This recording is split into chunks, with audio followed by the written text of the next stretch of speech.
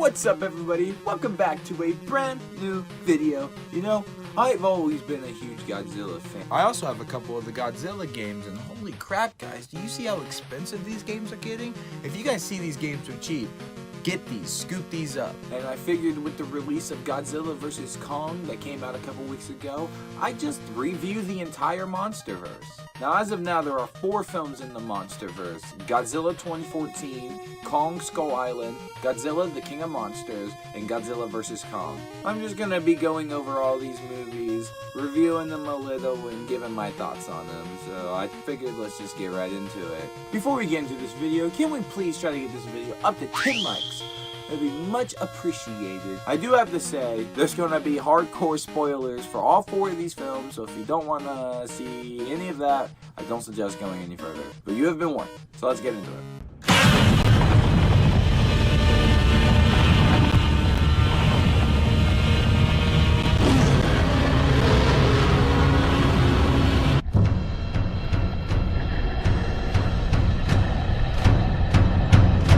Godzilla 2014 is the first film in the Monsterverse, and also a little known fun fact, this movie actually released around the time Godzilla's 60th anniversary was coming up, so I don't know, just thought that was neat, just thought I'd throw it in there. This movie, I thought it was okay. In the early Godzilla films, Godzilla kind of shows up and teases it a little bit, and then they get to the big monster fight and stuff like that. I understand we have to pay attention to human characters, but Godzilla just wasn't in this enough for me.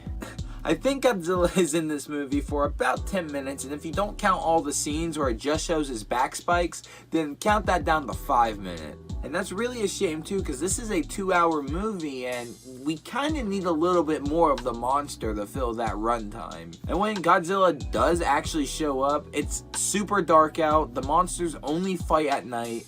I mean, it's really just hard to see. They did clean up the visuals a little bit in the 4K release of this, making it a bit easier to see.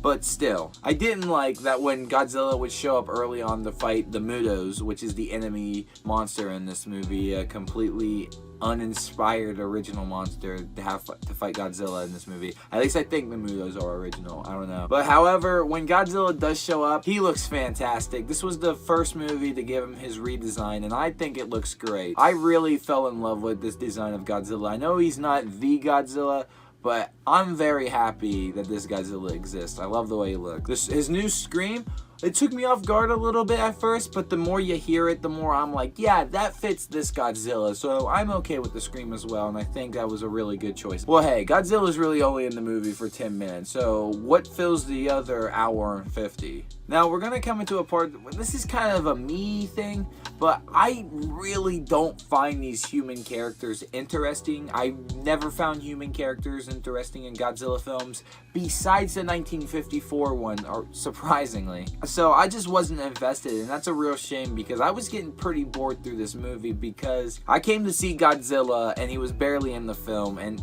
my eyes at the time was a huge letdown. But this movie surprisingly didn't even have the theme to the Godzilla franchise. I don't understand why they didn't want to add it. I guess they wanted to make this one. This movie is a bit more serious than the other ones that we're going to look at in this franchise. The new music composed for this movie is also pretty great. It's just a bit jarring that not even the Godzilla theme made it into this movie. For the first movie in the Monsterverse, I gotta say this one's actually really kind of difficult to recommend, because while you want to come to see Godzilla, the title of the movie, instead you get a movie filled with uninteresting characters and the Mutos, which are, they pretty much steal the show from Godzilla in this movie. But I do say, because I guess these movies have lore now, so I guess it is important to watch it, so give it a watch. Normal moviegoers beware.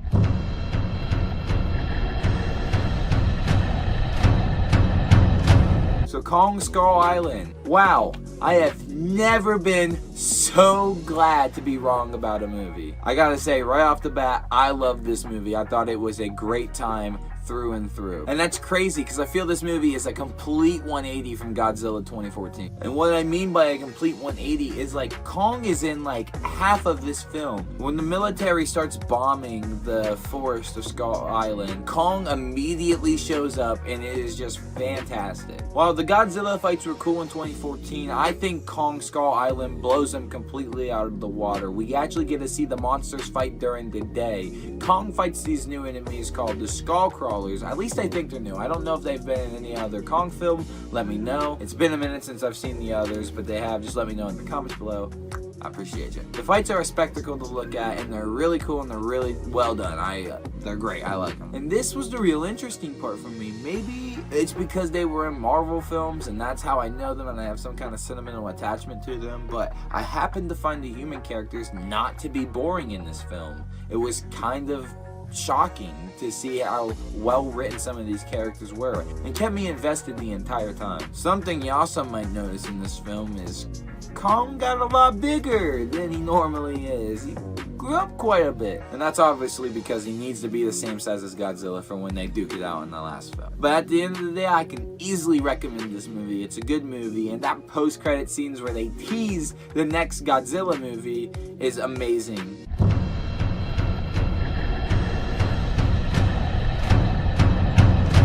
Alright, this is a step up from the first movie, completely. First, we're going to start with the fact that there's more monsters from the Godzilla universe in this film. We got Mothra, King Ghidorah, and Rodan who appear in this film. Godzilla shows up a bit more in this one, however, I expected him to, because it'd be really upsetting if he didn't. The fights still take place at night, however, I think they're well lit compared to the last one. I really love the fight where King Ghidorah and Godzilla are fighting in the blizzard. I really like the lighting effect. While the last Godzilla movie had cool fights, I feel like these fights were on a more epic and grander scale. It was really cool to see Mothra team up with Godzilla, and well, they kill Mothra because, well, it's kind of law to kill Mothra in these films. Rodan had a really cool scene, probably the only well-lit monster scene in the film, where he's flying through the sky and he's just taking out all these jet pilots. It's amazing. It's a good scene. I have to say the human characters are a bit better from last time, but still not better. I don't know what it is, but they happen to make all the human characters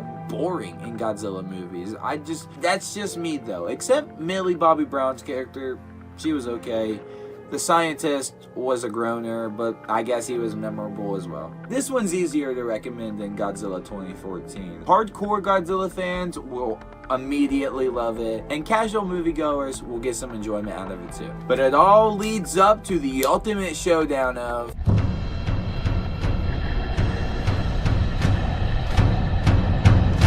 wow. Just wow. This movie was a spectacle. Before I even start this review, go see the movie. Go see it. It is well worth your time. The movie is great. It starts out a little slow though, but immediately picks up right after. The Godzilla and Kong fights are awesome. It's cool to see them finally duke it out, and they duke it out during the day. There's a fight where Godzilla's in the water chasing down the boats, and Kong's chained down, and Kong has to fight him in the water. It's really good. And then we find out that Kong's from this place called Hollow Earth, which happens to be an actual monsterverse. It's a bit silly. You can see that Godzilla 2014, the technology was just like standard grade military tech, and now it's like this futuristic stuff. And also Kong, like I said, Kong Skull Island took place in the 70s, and there's a short, I forgot to mention, there's a short part in the beginning of that film that takes place during the 50s that Kong shows up in. So I don't know how old Kong is in the 50s form, but we can now assume that Godzilla vs. Kong takes place in 2021, making Kong at least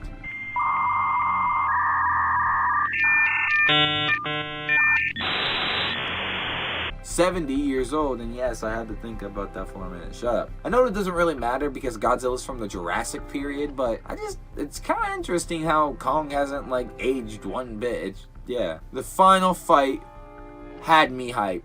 I was like a little kid in the candy store watching that fight. It was so good. I felt like the inner child in me came out, and I got to experience a movie in pure childhood bliss. And I squealed even more when I found out Mecha Godzilla was in this. And they had a final fight at the end, and Godzilla was just getting his shit wrecked. And then King Kong had to come and help. It was it's so good. And after all that, they show an ending, leaving me wanting more from this Monsterverse, and I hope we do get some more. Another fun fact about that ending, apparently that is the post-credit scene. They were going to play that after the credits, but just decided that it worked so well to put it in at the end of the movie, making the reason why the movie didn't have any post-credit scenes make sense. The human characters are a bit better in this from Godzilla 2. The Millie Bobby Brown character, she returns, but I don't know how I feel about them again. They're just kind of doing their own thing in the film. They don't really do anything. The villain's okay, I guess, but he kind of just,